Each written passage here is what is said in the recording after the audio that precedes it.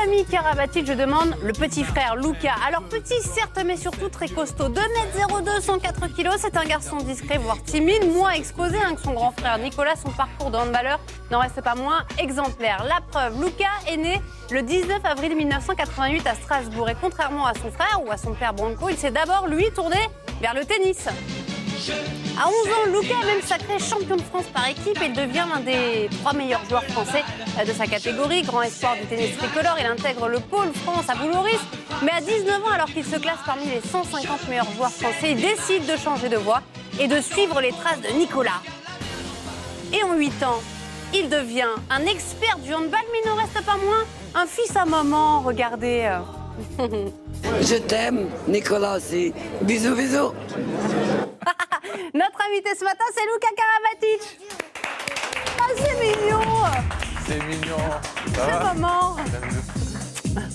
Bah oui, t'as un petit bébé encore. Je vous en prie. Voilà, vous pouvez vous installer juste là-bas. Alors, on doit souvent, évidemment, vous poser cette question.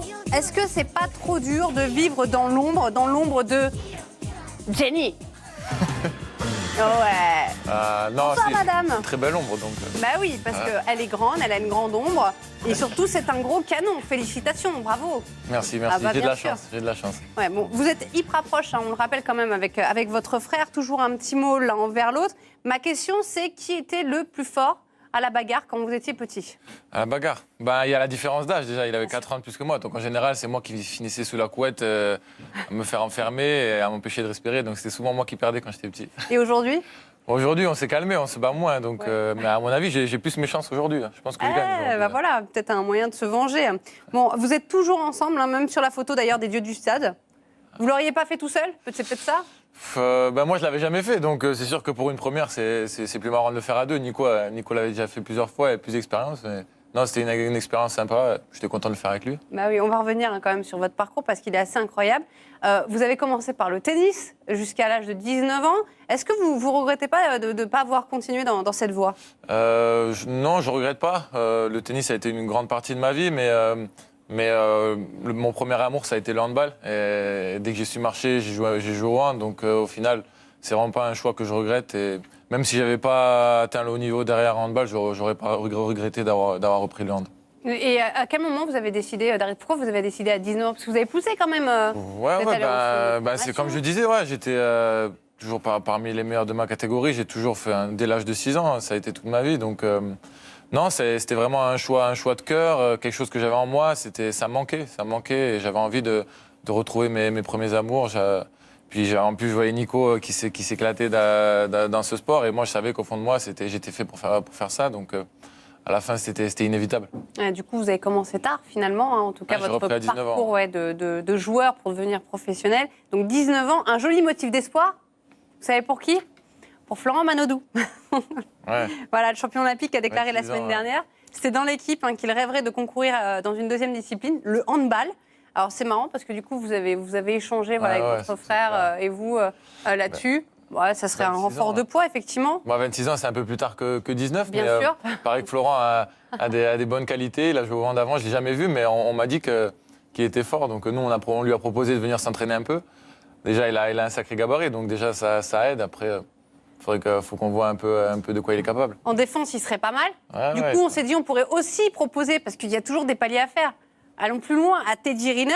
Ouf. Bah oui, bien sûr. Vous imaginez le truc génial. Sacrée défense. En revanche, pour les comptes, ce serait un peu plus compliqué. Après, non, Teddy, ce qu'il y a, c'est qu'il faut aussi courir les contre-attaques, tout ça. Donc, je ne sais pas comment il court Teddy. Est-ce qu'il est rapide pour aller de l'autre côté du terrain? Mais en tout cas, en défense, un contre un, là, c'est impossible. Bon, on va quand même parler de l'actu et être un peu plus sérieux. L'actu, c'est cette finale perdue de Coupe de la Ligue face à Montpellier. C'était ce week-end. Avant de parler du résultat, je voudrais déjà prendre des nouvelles, évidemment, de votre frère Nicolas, qui s'est blessé en première mi-temps. Comment ça va? Ça va pas très bien parce que je crois qu'il a fait des examens hier qui ont confirmé qu'il y avait une lésion. Donc, a priori, il va être out 3-4 semaines. Donc, c'est un coup dur pour nous. Déjà, ce week-end, il nous a beaucoup manqué, surtout en finale. Et puis là, on va avoir des matchs difficiles qui arrivent, donc il va falloir faire sans lui. Après, ce qui est bien, c'est que normalement, il devrait être de retour pour la Ligue des Champions. On joue d'ici à un gros mois, donc normalement, il devrait être opérationnel pour ces échéances-là. ça sera important qu'il revienne. Ouais, il a tweeté une petite photo, hein, d'ailleurs, de... Voilà. Ouais. C'est bien, vous partagez à chaque fois sur Twitter, ça nous permet, nous, d'avoir des informations. Bon, on va parler de la Coupe de la Ligue, hein, qui vous résiste. C'était votre 3e finale. Et du coup, votre 3e défaite. Et à chaque fois, face à Montpellier, c'est clairement votre bête noire, puisque votre seule défaite en championnat, vous l'avez enregistrée face à Montpellier. Comment vous expliquez que Montpellier arrive comme ça à chaque fois à vous battre ?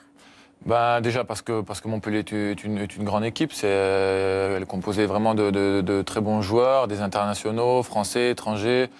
Ils vous connaissent du coup. Ouais, puis un capitaine emblématique, Michael Guigou, qui est un joueur extraordinaire et de la qualité à tous les postes. On l'a vu ce week-end, notamment Vincent Gérard, qui nous a fait beaucoup de mal, qui a sorti un grand match.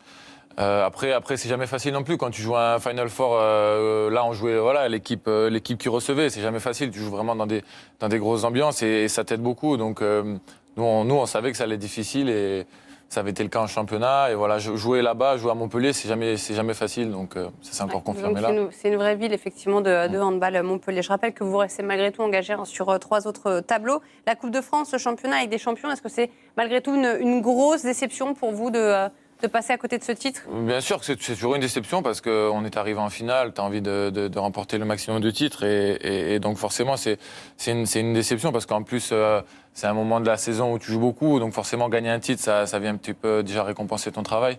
Après comme tu l'as dit, on est engagé sur toutes les autres compétitions et j'espère au contraire qu'on va réussir à servir de cette défaite pour garder l'agnac et aller chercher les autres titres qui nous restent. Et oui, parce que les prochains rendez-vous en championnat pour vous vont être très importants. 3 matchs face à des poursuivants. Vous vous rendez à Dunkerque demain, puis réception de Nantes et déplacement à Saint-Raphaël. C'est un mois de mars qui s'annonce déterminant. Comment est-ce que vous l'appréhendez ?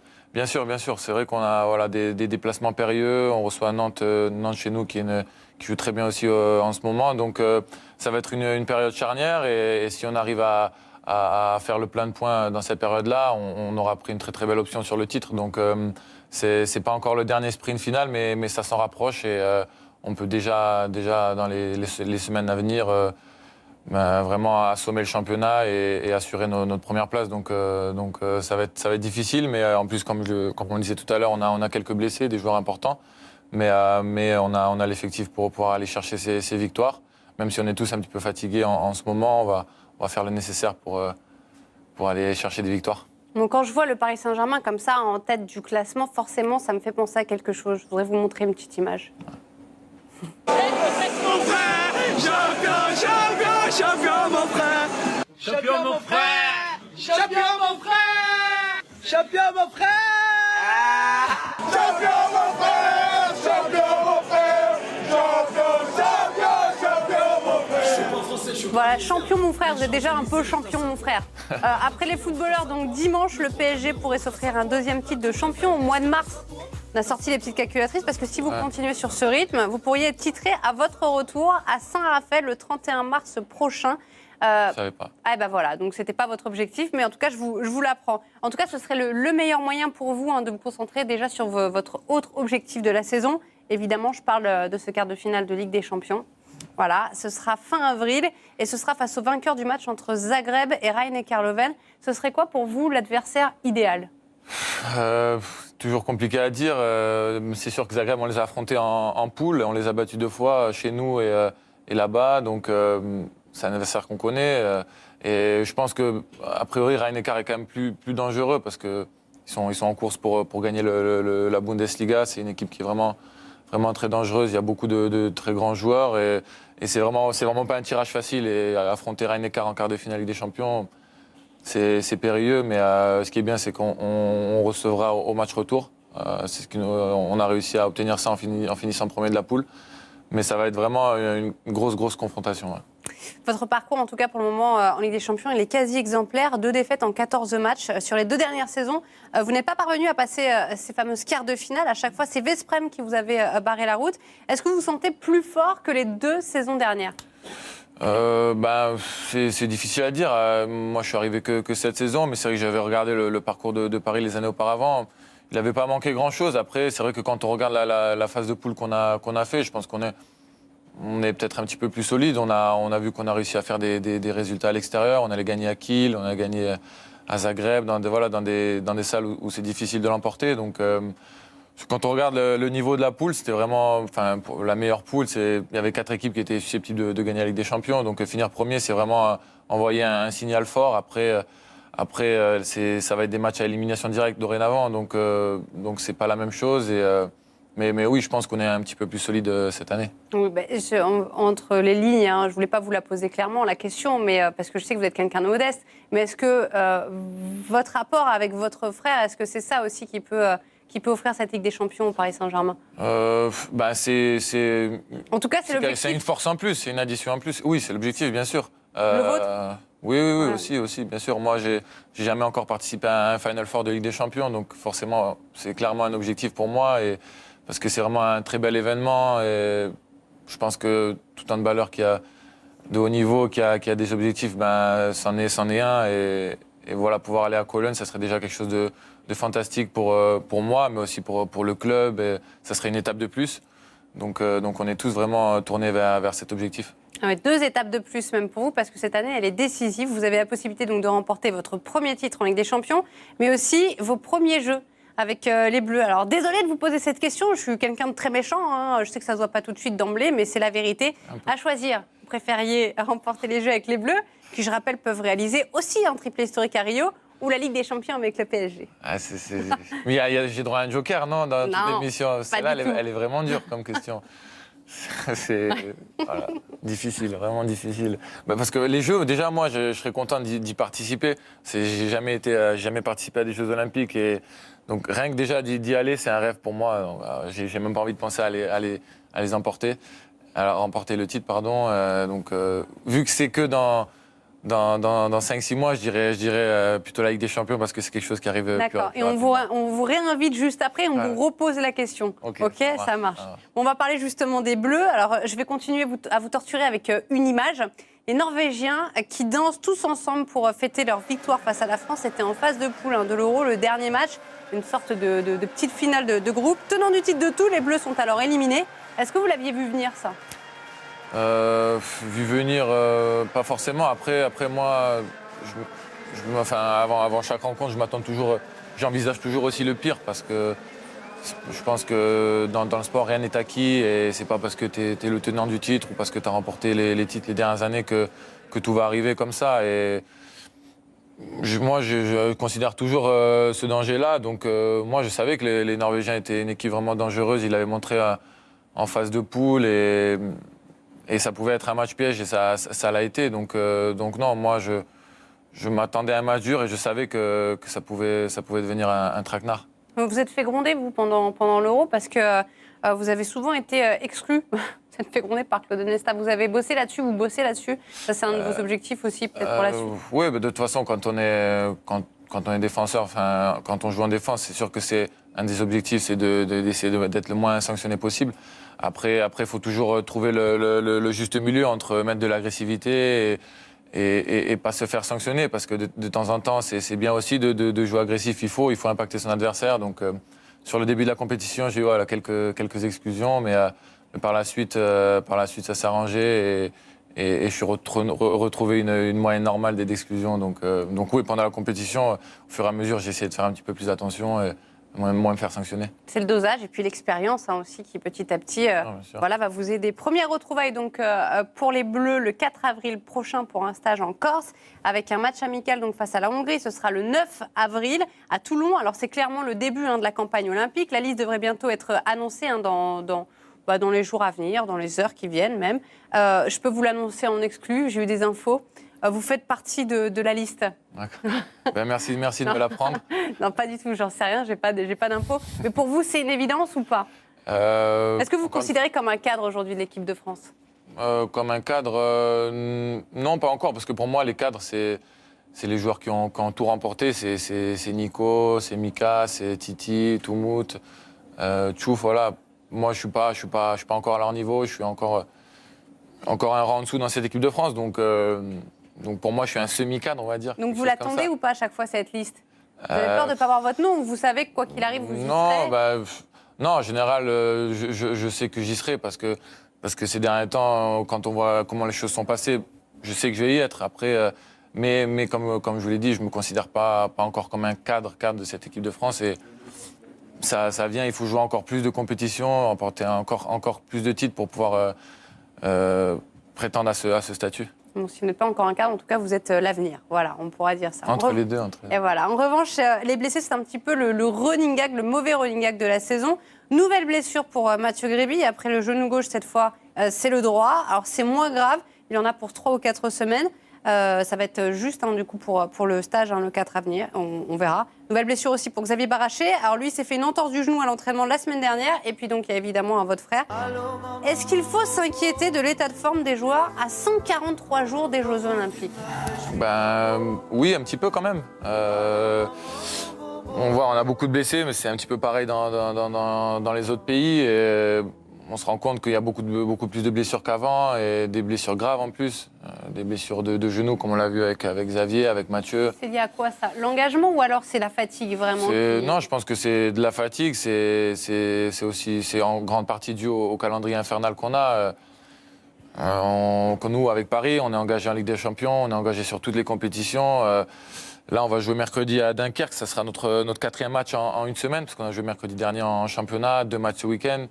Et il y a beaucoup de matchs. En Ligue des Champions, la formule a changé. On a des matchs en plus aussi. Donc, voilà, la conséquence, c'est ça. C'est beaucoup de blessures, des blessures graves. Et forcément, ça vient impacter toutes les équipes. Donc, je pense que maintenant, dorénavant, pour pouvoir faire des performances, il y a aussi un facteur chance et un facteur de réussite, surtout au niveau des blessures. Arriver dans les moments importants avec le maximum de joueurs valides, avec les joueurs cadres en bonne santé. Et ça va aussi être décisif dorénavant. On va le voir, le programme, justement. En ce qui concerne le Paris Saint-Germain, donc pour vous, il y a eu l'Euro, donc en janvier dernier, évidemment. Les différentes étapes de Golden League, on a même du mal à trouver un endroit où placer ces étapes. La Ligue des Champions avec Paris, le championnat, les coupes, les jeux. Est-ce que des fois, vous avez la tentation, et ce serait humain, de lever le pied sur certains matchs ? C'est vrai, oui, ce serait humain, mais quand tu es un compétiteur et tu es engagé dans toutes ces compétitions, tu as envie de toutes les remporter, parce que tu donnes tellement de choses à l'entraînement, tu te prépares pour remporter des titres. Donc nous, en tout cas moi, quand je suis sur le terrain, j'ai vraiment envie de remporter chaque match et de remplir l'armoire à trophées. Donc on est fatigué, mais on donne toujours tout, on donne toujours à 120%, et c'est ce qui fait qu'il y a des blessures qui arrivent de temps en temps. Oui, et puis de toute façon, c'est vrai que c'est aussi votre défi de gérer les blessures au fur et à mesure des saisons, parce que c'est vrai que chez les handballeurs, en tout cas, ça arrive souvent. Et vous avez un petit secret pour soigner vos blessures, c'est un remède de grand-mère. Expliquez-nous les bienfaits de la feuille de chou. Le fameux chou. Quels sont les bienfaits ? Chou et miel. Ça a marché. Recette de grand-mère. Ouais, franchement, c'était pas mal. C'est un petit peu. C'était une période où j'avais le genou qui était gonflé comme ça. J'avais du liquide dedans. J'avais pris tellement de coups dessus. Et donc, c'était une des thérapies. Bien sûr, je faisais toutes les thérapies à la salle, le froid, de la kiné, tout ça. Mais le soir, je me suis rajouté cette petite feuille de chou. C'est une recette de grand-mère que ma mère m'avait donnée. Mon père le faisait aussi, et apparemment ça marche. Donc je me suis dit, ça peut pas faire de mal en tout cas, ça peut pas être pire. Donc je l'ai fait. Bon, et puis j'imagine que de toute façon on a envie de mettre toutes les choses de son côté quand on veut revenir de blessures. Avec votre frère, vous êtes aussi un petit peu les hipsters de l'équipe de France. Vous prenez soin de votre barbe, voilà, vous allez chez le barbier. D'ailleurs, vous y avez été il y a quelques jours. Là, j'ai raccourci, ouais. C'est un petit peu plus court. Ouais. Est-ce que, comme Samson, elle vous donne, avec ses cheveux, elle vous donne une force surhumaine, cette barbe ? Non, je pense pas. Il y a pas de. Vous pourriez la raser ou pas ? Vous sentiriez différent ou pas sur le terrain ? Ah oui, je me sentirais différent, clairement, parce que je suis tellement habitué maintenant à la porter. Et même là où j'en ai encore, mais je l'ai raccourci, j'ai l'impression de plus rien avoir. Donc, non, je me sentirais différent, c'est clair. Bon, vous savez qu'on a des défis dans l'émission. La dernière fois que votre frère est venu, je l'ai testé aux cartes. Tu t'es fait un peu bousculer par. Oui, je me suis fait bousculer. Alors, il est sans pitié, effectivement, il a la gagne. Il est dangereux au volant. Un petit peu. Il est dangereux au volant, ouais, effectivement. Je pense que c'est pour ça qu'il prend le métro. Par contre, j'avais gagné. Ah ouais ? Voilà. On a concocté un autre petit défi. Cette fois, c'est en pensant aux Jeux de 2024. On s'est dit, on va les avoir en France. Donc, du coup, nous, il faut qu'on propose nos idées pour en faire partie et tout. On ne sait jamais, peut-être qu'on pourrait, nous aussi, les disputer. C'est le défi. Alors en fait, c'est un jeu qu'on aurait pu appeler la balle au prisonnier. D'accord. C'est une balle au prisonnier. Alors attends, parce qu'à la dernière fois, ça m'a déchiré mon Une belle collant. combinaison. Voilà, une combinaison. Et en fait, on a mis des scratchs C'est une dessus. double XL. Ça rentrait. Ah, attends, ça m'a accroché mon collant. Mais qu'est-ce que... Normalement, tu rentres. Ça peut être juste au niveau des cuisses. Ok, tout va bien. Ok, je pense qu'il faut me donner un petit micro-bain. Et donc en fait, on a pris des balles, on a mis des scratchs autour. Et le but du jeu est très simple. Surtout sur la partie basse. Écoutez, nous avons... Ah, c'est bon, ça passe. Tu vas avoir un avantage déjà, je vais pas pouvoir bouger. Oui, c'est fait pour les petits gabarits, désolé. J'ai pas mis le bras on a dedans pas encore pensé, Attends, juste là en dessous, passe-moi-le. On va faire des catégories, je pense, dans notre jeu. Il y aura une catégorie poids lourd. Ah voilà. C'est des trucs pour voler là, non? Où tu peux planes, voler si tu veux, tu essaye, tu planes. vois. Par contre, on n'a pas mis de tapis. Hein. On a la classe. Franchement, t'as trop le lest. Donc en fait, c'est simple, il y a des balles juste derrière toi. Le but du jeu en 1 minute, c'est de balancer le plus de balles sur l'autre. Et après, on va voir qui a gagné. Donc c'est un mix, hein. Voilà, c'est très bien pour handballeur. Je pense qu'on peut proposer ça à Claude Onesta et à Didier Dinard pour l'entraînement. Ça peut être pas mal, ouais. Ça peut être pas mal. J'ai essayé de pas te tirer dans la tête, par contre, fais gaffe. Évite, je pense que mais ça peut s'accrochera pas arriver, dans mes quoi, hein, cheveux. si- Oui, sur un malentendu, évidemment. Alors attends, il va y avoir un décompte, hein, donc calme-toi. Hein. Attention. 3, À toi. 1, c'est parti.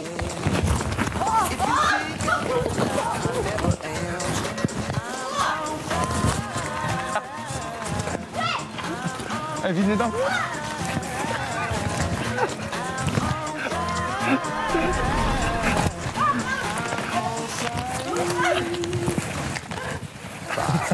Peut-être t'as compris la technique, faut les arrêter en fait.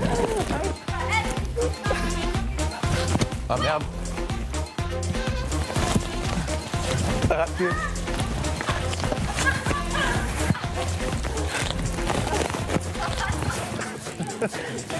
Putain, j'ai plus de munitions. Si je mets une des tiennes, c'est double.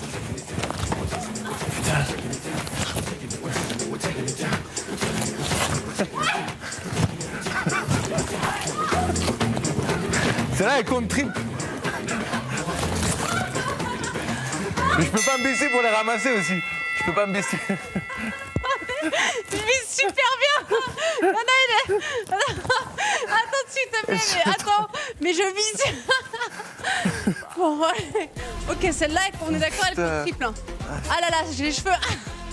J'ai les cheveux accrochés. Charles, tu peux venir pour compter? J'ai les cheveux. Besoin de compter, en vrai. J'ai les cheveux accrochés. D'accord. 1, 2, 3, 4, 5. 1, 2, 3, 4. Non, elle compte triple celle-ci. Victoire. Non, Elle non. compte triple. Mais non. Tu rigoles, t'as pas Non, vous changez pas les règles. Vous changez pas les règles. Mais non, on a dit, elle compte triple, Non, on vous est avez d'accord. Ah, il fallait Bon, le d'accord, faire d'accord. C'est une victoire de Luca à Karabatic. l'arraché, à Bravo. l'arraché. À l'arraché, bien sûr. Bon, à tout de suite. Eh, je peux me décrocher mes cheveux. Ah non.